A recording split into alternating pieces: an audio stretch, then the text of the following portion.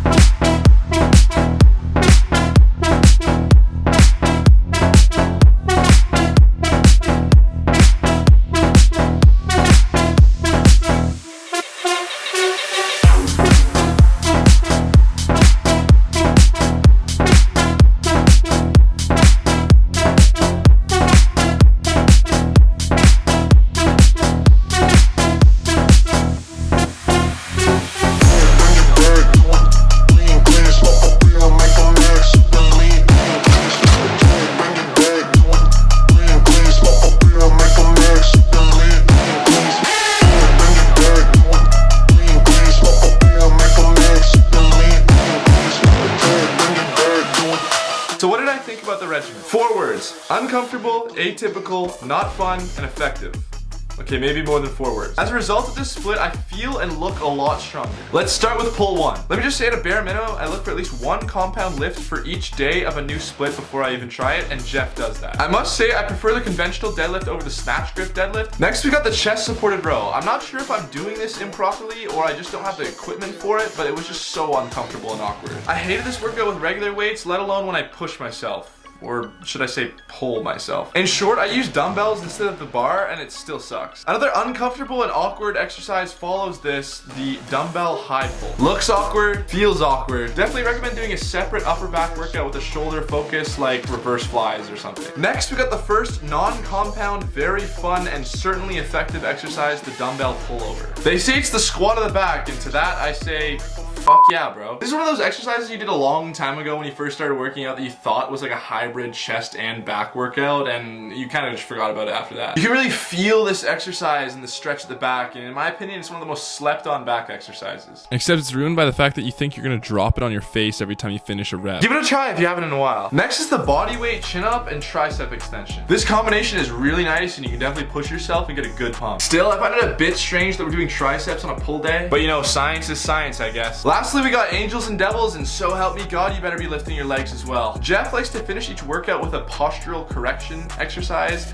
and angel and devils is like kind of my least favorite, but it's not that bad. Next is a much better pull day in my opinion. Basically every exercise on this day is fun, and honestly it's probably my favorite of the entire split, which is surprising because it's not a chest day. After the snatch grip deadlifts, we've got weighted pull-ups. I found a new love for pull-ups after all those crazy calisthenics challenges, and there's something about weighted pull-ups that are just so amazing, knowing that you used to struggle with the regular ones. If you don't know what I mean yet, trust me, keep going, it's the best feeling. Next we got the alternating gorilla rows, which I went with the elbow in lat focus version of. You look like a fucking hardo when you're doing gorilla rows, but I swear there's something about them that makes your music sound so much better, and they're actually pretty fun. You kind of just get in the zone when you're doing them. It's like a dance or something. I don't know why I'm so passionate about weightlifting, bro. Then we got the straight arm push down where Jeff uses a bar, not the rope. Please switch to the bar if you're still using rope. Come on now, what are you doing? Straight arm push downs are a classic, and any straight arm push down lifts pull days are not gonna pull my attention. Stop. Then you got easy bar curls into tricep push downs. This one, you gotta use the rope, man. Jeff, come on, you had it right the first time. Why are you using a bar for tricep push down? If you know me, you know how much I love supersetting buys and tries together on arm days, and this one's just a classic. It just hits the spot, what can I say, man? To wrap up the pull days, we've got face pulls, which I couldn't really do properly. Well, to be honest, I could, but I would have had to lower the weight substantially, and face pulls are kind of my favorite. So just so you know, this face pull isn't meant for a pump, it's meant for posture correction. push one is kind of like buying a soda, getting all excited about it, and then reading the label and seeing sugar-free. It starts with the bench press, where you'll finally see me doing proper bench press form. Keep your ass on the bench, boy! Okay,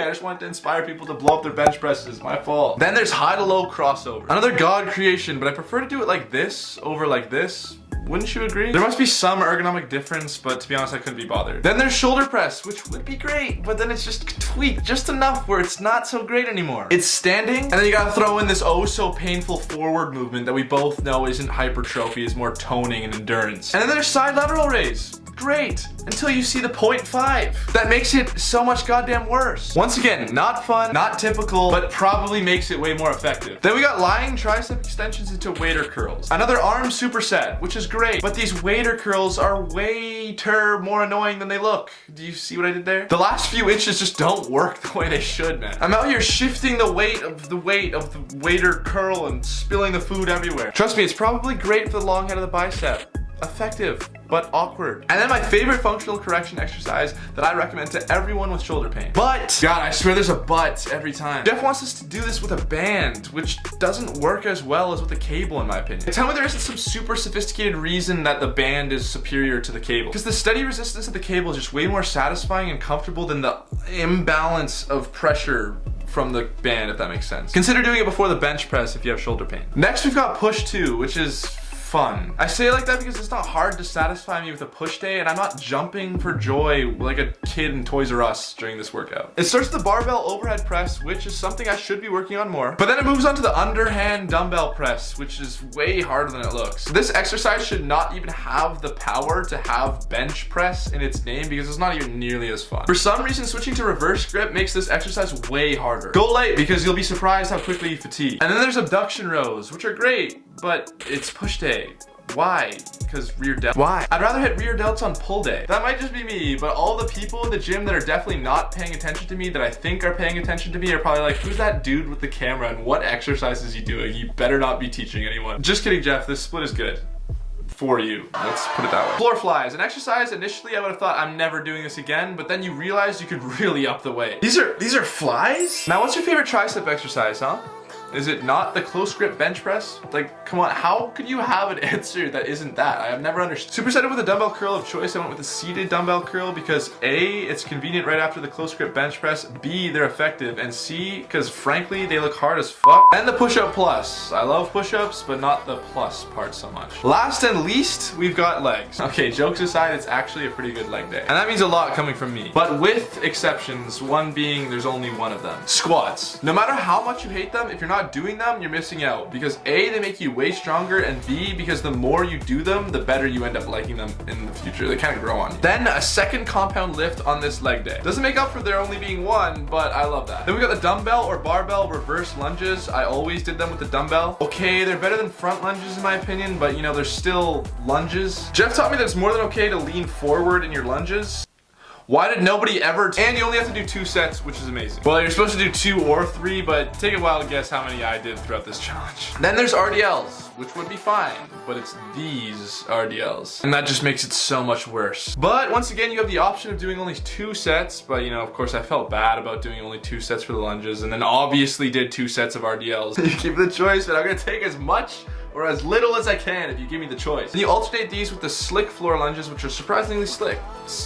They're surprisingly sick. You really feel the contraction under the constant tension. It's probably the best hamstring burnout I've ever done, not that I've done many. Lastly, we've got the standing and seated calf raises that are interchanged, which is very unfortunate for the shoes. And just simply because I really prefer doing the machines when hitting calves, as I can go much higher and I can really feel the contraction more. And I recommend throwing in single leg every once in a while when doing these. And there you have it, a month of Athlean X. Would I recommend doing Athlean X's perfect push-pull leg split? My answer to that would be yes overall, but especially if you're very particular about a balanced and effective hypertrophy, strength, and postural corrective routine. If you don't really care too much for postural correction or looking more for just a faster, fun workout that gets you a really good pump, I'd look elsewhere. But overall, I'd give it a 7.5 out of 10. Cheers, I'll see y'all in the next one.